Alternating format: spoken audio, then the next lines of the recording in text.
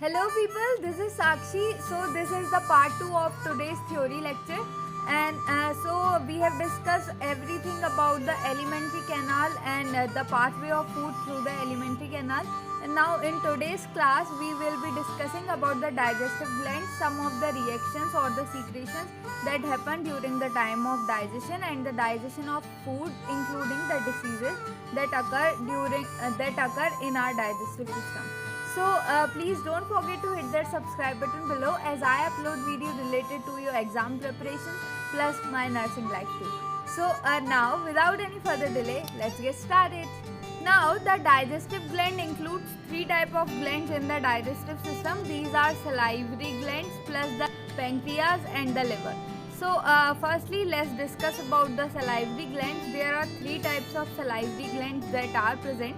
मतलब हमारे पास जो डाइजेस्टिव ग्लैंड है वो एक सलाइवरी ग्लैंड है प्लस लीवर है and the pancreas. So salivary gland जो है थ्री टाइप के होते हैं। उन थ्री टाइप्स के सलाइवरी ग्लैंड का नाम है, firstly they are parotid gland जो कि आपके चीक में प्रेजेंट होते हैं, then they are submaxillary जो कि आपके सब मैंडिबल रीजन में प्रेजेंट होते हैं, and then the sublingual which are below the tongue, मतलब जो आपकी टंग के नीचे प्रेजेंट होते हैं। सो अब क्वेश्चन वाइज इम्पॉर्टेंट है कि इन ग्लैंड्स की कौन सी डक्ट होती है और मेनली ये कि लार्जेस्ट ग्लैंड कौन सा है और सबके associated duct. So let's discuss about them to.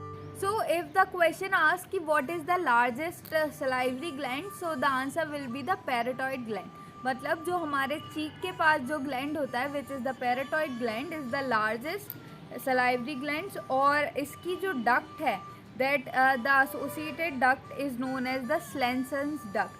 You can note down all these things. These points are not mentioned in the NCERT. So Slensen's duct are the associated duct with the digestive or with the parotid gland, or this is the portion where a mumps disease occur. So the second one or the second salivary gland is the submandibular or submaxillary gland, or the associated duct is Wharton's duct. So and lastly or the third duct is the sublingual gland, which is associated with the Ravenous duct. So firstly we have the parotid gland by the Slensen's duct, then we have the submandibular by Wharton's duct, and then we have sublingual by Ravenous duct.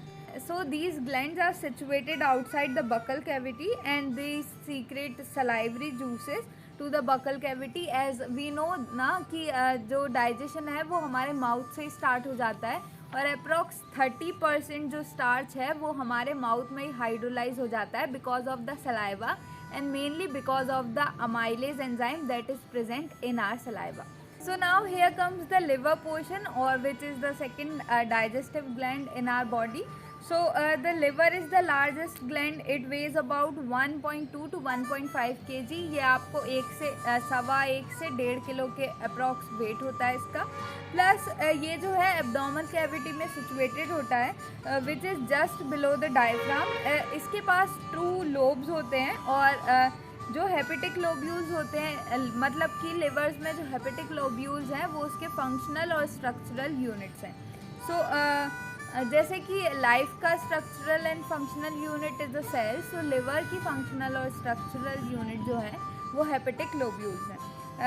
So these each lobule is covered by a thin connective tissue, जिससे हम लोग ग्लैंसिस capsule बोलते हैं, और इस capsule के through ये हर एक डक्ट जो है या हर एक लोब्यूल जो है वो कवर्ड होता है। After that comes the hepatic ducts जो हैं। हेपेटिक डक्ट सीक्रेट कर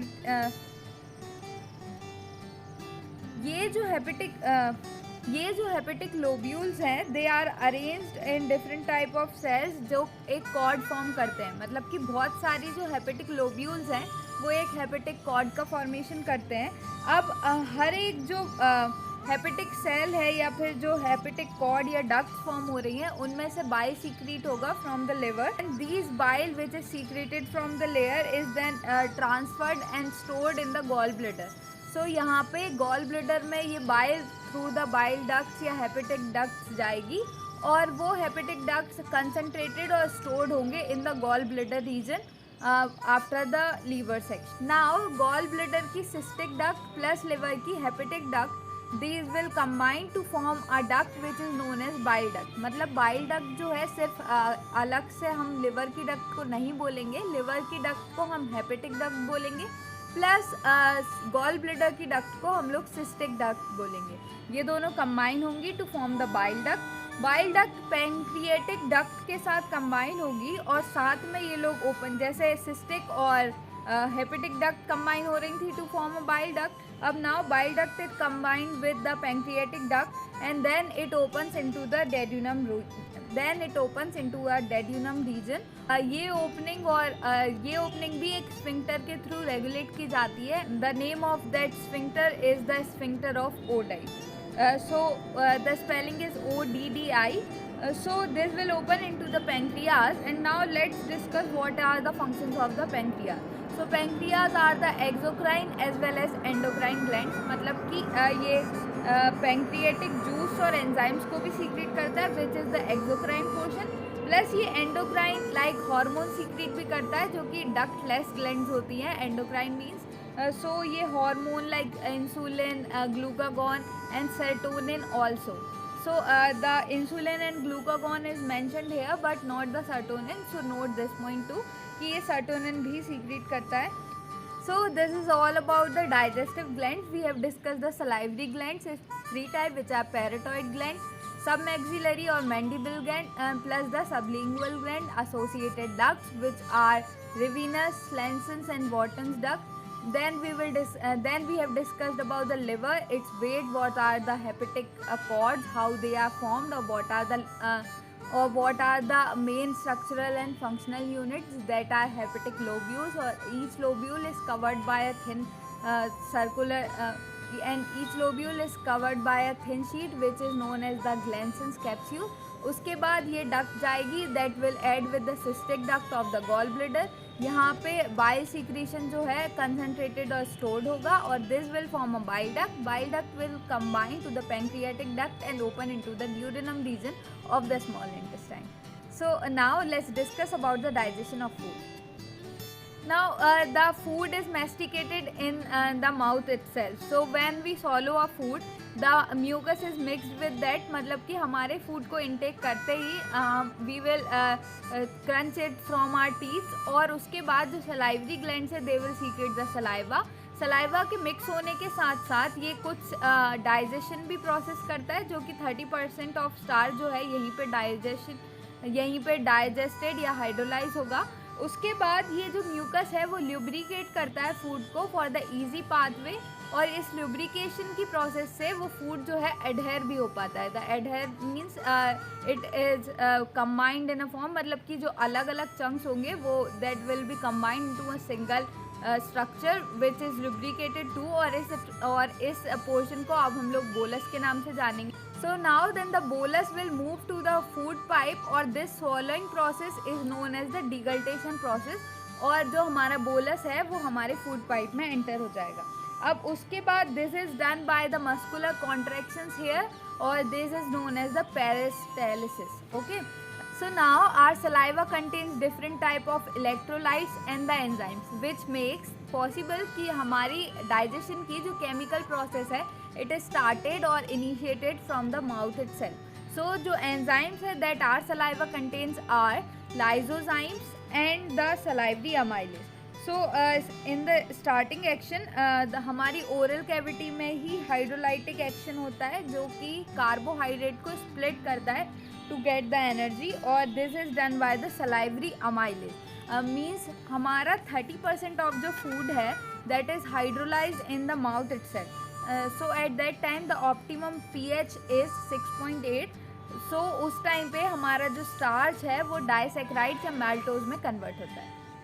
So now here comes that the mucosa of stomach contains majorly 3 types of cells. इन सेल्स के नाम हैं म्यूकस और नेक सेल्स या फिर जिन्हें the second type is peptic और chief cells and the parietal और द ऑक्जेंटिक सेल्स. तो जो म्यूकस नेक सेल्स हैं they secrete mucus. Then the peptic और चीफ सेल्स जो हैं they will secrete the proenzyme pepsinogen plus the parietal और oxyntic cells they will secrete the HCl plus the intrinsic factor for the absorption of vitamin B12. Starting में हम देखेंगे that the food is digested in 4 to 5 hours in our stomach. So food mix होगा gastric juices और gastric acids के साथ में. So this will occur by churning movements inside the stomach itself and it get mixed with the acidic and gastric juices the churning movements will be caused by the muscular walls and the stomach itself. और इस process या इस portion को हम लोग crime के नाम से जानेंगे. The process of mixing that acidic और gastric juices with the food is known as chyme. So proenzyme pepsinogen जो है हाइड्रोलिक एसिड मीन्स HCl के साथ which is secreted by the parietal cells will get mixed. मतलब कि जो starting में हमारा प्रोएंजाइम पेप्सिनोजन है which is released by the peptic और chief cell is activated by the parietal or oxyntic cell secretion which is the hydrochloric acid. So अब this will get converted into the active enzyme pepsin और pepsin जो है वो proteins को प्रोटियोसिस और peptones में convert करता है. नाउ जो म्यूकस और बाइकार्बोनेट्स हमारे स्टमक या एपिथेलियल लेयर में प्रेजेंट है that helps in the protection of our inside muscles and the layers by the highly acidic portion which is the hydrochloric acid and this is very acidic. So the mucus and the bicarbonates protect our epithelial layer by this acidity and also they will help in lubricating the food too.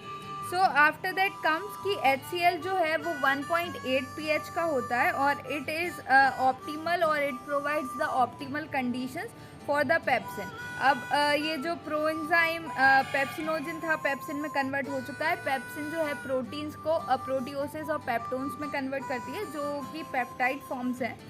So now in the initial stages means when the baby is born so इस time पे उसके पास एक अलग से proteolytic enzyme होती है for the digestion of the milk that he और she is feeded with. So this enzyme is known as the renin, RENNIN. So this is for the digestion of milk proteins. Now a small amount of lipases are also secreted by the gastric glands. अब उसके बाद आते हैं कि बहुत सारे movements होते हैं जो कि हमारी मस्कुलरिस लेयर जनरेट करती है इन द स्मॉल इंटेस्टाइन. उसके बाद जो मूवमेंट है और ये जो भी सारी चीज़ें हैं वो मिक्सअप करती है हमारे फूड को इंटेस्टाइन के वेरियस सीक्रेशंस के साथ. अब इंटेस्टाइन में 3 टाइप के juices will be secreted which are bile juice and the pancreatic juice including the intestinal juice itself. So ये सारे सीक्रेशंस होंगे हमारी स्मॉल इंटेस्टाइन में और pancreatic juice and the bile juice will be release from the hepatopancreatic duct plus the intestinal juice is release from the small intestine. So जो pancreatic juice है वो contain करता है inactive enzymes like the trypsinogen, chymotrypsinogen और procarboxy peptidase plus the amylase, lipases and nucleases. So ये सारी जो हैं इनएक्टिव एंजाइम्स हैं that are secreted by the pancreatic juice.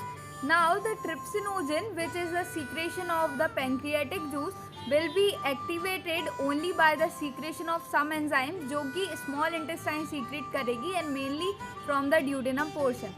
This is the enzyme that is known as enterokinase. Enterokinase जो है trypsinogen को trypsin में एक्टिवेट या कन्वर्ट कर देगा और ट्रिप्सिन जो है that will activate other enzymes. मतलब कि जो अदर पैंक्रियाटिक एंजाइम्स हैं trypsin by the secretion of enterokinase from the duodenum region of small intestine will get activated. जो अदर जूसेस हैं उन सभी को एक्टिवेट कर देगा. After that the comes that the bile juice और the bile released into the duodenum contains some type of pigments that are known as bilirubin or biliverdin. Now there is an important question that will be asked that what are the pigments that are associated with the disease of jaundice. हम in the lateral section और in the last section हम study करने वाले हैं कुछ बीमारियां जो कि digestive system से included होती हैं. So at that time there comes a disease that is known as jaundice और जिसे हम पीलिया के नाम से भी जानते हैं. So the reason of those pigmentation in our whole body मतलब कि एक yellow appearance in the eyes, in the nails and in the whole body is associated or is occurred by these 2 pigments in the bile region. मतलब कि जो bilirubin और biliverdin है ये हमारी बॉडी में स्टक्ड हो जाते हैं और इस टाइम पे इनका आउटफ्लो नहीं हो पाता है और इनके एसोसिएशन और इनके ज़्यादा होने की वजह से हमारी बॉडी का येलो पिगमेंटेशन हो जाता है, जिसे हम लोग पीलिया या फिर जॉन्डिस के नाम से जानते हैं। Now including the bile pigments which are bilirubin and biliverdin, our bile also contains some of the bile salts, cholesterol, lipids, but important point is that this contains all of these things but not any enzymes। मतलब कि bile secretion कोई भी enzyme को secrete या contain नहीं करता है। Now bile जो है help करता है हमारे fat emulsification में, और it also helps in the digestion और breaking down the small fats into the micelle form, plus ये भी लिपेसेस को एक्टिवेट करता है। नाउ हियर कम्स कि जो इंटेस्टाइनल म्यूकोसल एपिथेलियम है उसके पास गॉबलेट सेल्स होंगी, और गॉबलेट सेल्स जो है म्यूकस को सीक्रेट करती हैं। सो म्यूकोसा लेयर की brush border cells plus the mucus of the goblet cells will combine to form the intestinal fluid that is known as succus entericus. ये different type के enzymes को contain या form करता है, जिसे हम लोग जानते हैं like disaccharides which example maltases, the dipeptides, lipases, nucleosidases. These are all the enzymes that will be used in these following in all these reactions that we will be studying nextly. So this will make the succus entericus or the intestinal juice. अब उसके बाद mucosa और bicarbonates अगर small intestine में present होंगे, so they will be protecting the intestinal mucosa from the acid as well as the alkaline medium which is the pH of 7.8 for the enzymatic activities। मतलब कि at the starting जब हम stomach discuss कर रहे थे, at that time the bicarbonates and the mucosa are protecting the epithelial layer inside the stomach, और now here the bicarbonates released with the pancreas and the mucosa is protecting the intestinal mucosa or the intestinal epithelium। So at that time यहाँ पे जो intestinal mucosa है इसको acid as well as the alkaline medium for which is the 7.8 pH they are protecting them for the enzymatic activities। अब इस time पे जो सब म्यूकोसल ग्लैंड है it will also help in them that are known as the Brunner's gland. Brunner's gland are present in the duodenum region of the small intestine. This is not mentioned, please note this. So now let's discuss making something like a flow chart. Enterokinase जो है intestinal mucosa से secrete हुआ, that will convert the pancreatic trypsinogen into the trypsin।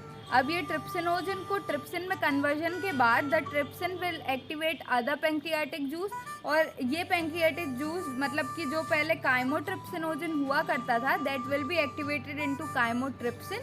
जो pro carboxypeptidase हुआ करता था that will be converted into the carboxypeptidase. Now अब जो प्रोटीन्स, प्रोटियोसेस और पेप्टोन्स हैं काइम में प्रेजेंट, वो they will reach to the intestine, और अब उनके ऊपर प्रोटियोलाइटिक एंजाइम्स का रिएक्शन होगा ऑफ द पैंक्रियाटिक जूसेस। मतलब कि प्रोटियोसिस, पेप्टोन्स और प्रोटीन्स जो हैं ट्रिप्सिनोजन वो काइमोट्रिप्सिन या ट्रिप्सिन और कार्बोक्सीपेप्टिडेज की हेल्प से डाइपेप्टाइड्स में कन्वर्ट होंगे।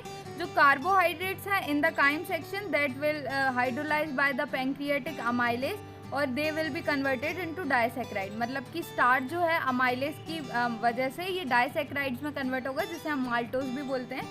उसके बाद फैट जो है that will be converted into the diglycerides by the lipases that are present in the enterokinase, then the disaccharides will be converted into the monosaccharides।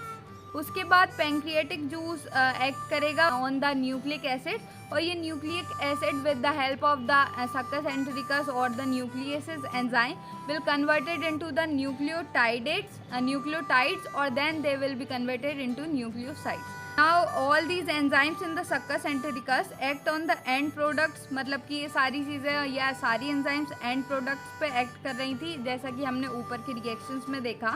Now these final steps in the digestion will occur very close to the mucosal epithelium cells of the intestine। ये mainly सारे reactions बहुत ज़्यादा close होंगे intestine epithelium के। Now आपको एक chart provide किया गया है कि डाइपेप्टाइड्स जो हैं अमीनो एसिड में कन्वर्ट होते हैं by the help of dipeptidase. ऐसे ही maltose will be converted into glucose plus glucose by the help of maltases. Lactose will be converted into glucose and the galactose with the help of lactase, and the sucrose will be converted into the glucose and fructose with the help of sucrases। The nucleotides will be converted into nucleosides with the help of nucleotidase, और जो nucleosides हैं that will be converted into sugar और bases by the help of nucleosidase. Nucleosides जब convert हो रही हैं तो nucleosidase use होगा, न्यूक्लियोटाइड्स जब न्यूक्लियोसाइड में कन्वर्ट हो रही हैं तो न्यूक्लियोटाइड्स होगा. उसके बाद डाई और monoglyceride will be converted with the help of lipases to the fatty acids और ग्लिसरॉल. ये सारी रिएक्शन जो हमने अभी डिस्कस की हैं they will be occurring in the small intestine, mainly in the duodenum और द सी शेप्ड रीजन. अब इसके बाद जो अनडाइजेस्टेड या अनएब्जॉर्ब्ड फॉर्म है वो लार्ज इंटेस्टाइन में पास कर दिया जाएगा, और मेनली डाइजेस्टिव एक्टिविटी कोई भी अकर नहीं होती है in the large intestine. The main work of this is the absorption of water and the minerals and certain types of drugs, plus there will be a secretion of mucus for adhering all the waste or undigested food, ताकि सारे particles together हो जाएं और they will make a easy passage for the outflow of all these waste materials or all that undigested food. अब उसके बाद now here comes कि undigested food और unabsorbed food जो है वो फीसेस के थ्रू सीकम से लार्ज इंटेस्टाइन के थ्रू आएगा. उसके बाद there is a ileocaecal valve which prevents the back flow of the faecal matter. Gastric और इंटेस्टाइनल सीक्रेशंस जो है वो भी न्यूरल सिग्नल से स्टिमुलेट की जाती हैं. आफ्टर दैट जो मस्कुलर एक्टिविटीज़ हैं हमारे डिफरेंट पार्ट्स की in the alimentary canal are also moderated by the nuclear mechanism. अब उसके बाद हम लोग देखेंगे कि मेनली द न्यूरल मैकेनिज्म अब both local through the CNS2. तो हार्मोनल कंट्रोल जो होगा लोकल हार्मोन्स की वजह से होगा, जो कि हमारे गैस्ट्रिक या इंटेस्टाइनल म्यूकोसा सीक्रेट करेंगे या फॉर्म करेंगे. उसके बाद there is a yellow box present in your NCERTs. आपको इस बॉक्स को स्किप नहीं करना है. ये क्वेश्चन सारे एग्जाम्स इंक्लूडिंग द नीट भी पूछा जाता है. ये आपको कुछ फूड्स देंगे या फिर एक थ्योरी टाइप में एक सीन फॉर्म करेंगे. At the time they will asking you the calorific value of that particular thing that they have provide. So इसमें आपको याद रखना है कि जो ग्रॉस एनर्जी वैल्यू है कार्बोहाइड्रेट्स की है वो 4.1 पर ग्राम, प्रोटीन्स की है 5.65 पर ग्राम, फैट्स की है 9.45 पर ग्राम. और लेकिन ये सारी चीज़ों को हम एक फिजियोलॉजिक वैल्यू बनाएंगे और they will be like carbohydrates की 4, प्रोटीन्स की 4 और फैट्स की 9 पर ग्राम. नाउ वी विल सी कि वाटर का ट्रांसपोर्ट या फिर कुछ न्यूट्रिएंट्स हैं there transport will be dependent on the osmotic gradient, but the fatty acids or the glycerols are not digested because they are the unsoluble forms. तो fatty acids और glycerol जो है they will be combined और वो कुछ छोटे छोटू से droplets form करेंगे और ये छोटे छोटू से droplets को हम मिसेल्स बोलेंगे. This micelles will go to the intestinal mucosa. Intestinal mucosa में जाने के बाद there will be a reformation. वो मतलब कि जो मिसल्स हैं they will be reformed into the small proteins that will be coated with the flat globules और इन्हें हम काइलोमाइक्रॉन्स के नाम से जानेंगे. अब ये काइलोमाइक्रॉन्स जो हैं वो ट्रांसपोर्ट होंगे into the lymph vessels in the villi and mainly in the lacteals. अब यहाँ जाके दे विल बी रिलीज और यहाँ पे उनका एब्जॉर्प्शन होगा और that will be directly into the blood. अब उसके बाद ये एब्जॉर्ब सब्सटेंसेज हैं वो डिफरेंट टिश्यूज़ के पास जाएंगे for different kind of activities or to get utilized for different activities. The process of that absorbed substances to the utilization for their activities by the tissues is known as or will be called as the process that is named as assimilation. उसके बाद ये सारी चीज़ें यहीं ख़त्म होती हैं. Digestive waste जो है रेक्टम के पास जाएगा और they will initiate some neural signal. The neural signal will activate और will make the urge of removal of all the waste और द फीकल मटेरियल. उसके बाद let's discuss about the different diseases. तो jaundice जैसा कि हमने discuss किया है that is liver is affected at that time और स्किन आइज ये सारी चीज़ें टर्न हो जाती है in the pale yellow colour. That is because of the bile pigments which are bilirubin और बिलीवर्डिन. उसके बाद वॉमिटिंग जो है मेड्यूलर रीजन से कंट्रोल की जाती है और स्टमक के कंटेंट्स को माउथ के थ्रू ये वापस से आउट कर देती है. Then comes the diarrhea which will increase the liquidity of the fecal discharge और ये एब्जॉर्प्शन को रिड्यूस कर देता है. Now comes the constipation. Constipation में जो फीकल मैटर है वो कोलोन में रिटेन होता है और बोवल मूवमेंट्स जो हैं वो इरेगुलर हो जाते हैं। Then comes the indigestion process, जब हम फूड को प्रॉपरली इनटेक नहीं करते हैं या फिर कुछ उल्टा सीधा खा लेते हैं, and this is caused by the food poisoning, और कुछ भी हम अगर स्पाइसी फूड खा लेते हैं तो। द बुक और the last page of this book has mentioned PEM। आपको इस पोर्शन पे सबसे ज़्यादा ध्यान दिया जाता है बिकॉज ये पोर्शन या फिर ये पेज जो है वो बहुत सारे स्टूडेंट्स स्किप कर देते हैं और that is the question that will be asked in the examination. So the PEM stands for protein energy malnutrition. Mainly in the underdeveloped countries, proteins plus जो हाई कैलोरी ऑप्शंस हैं ये available नहीं होते हैं और इसकी वजह से जो इन्फेंट्स हैं या न्यूली बॉर्न बेबीज़ हैं उनमें स्टार्टिंग से ही डेफिशिएंसी होती जाती है।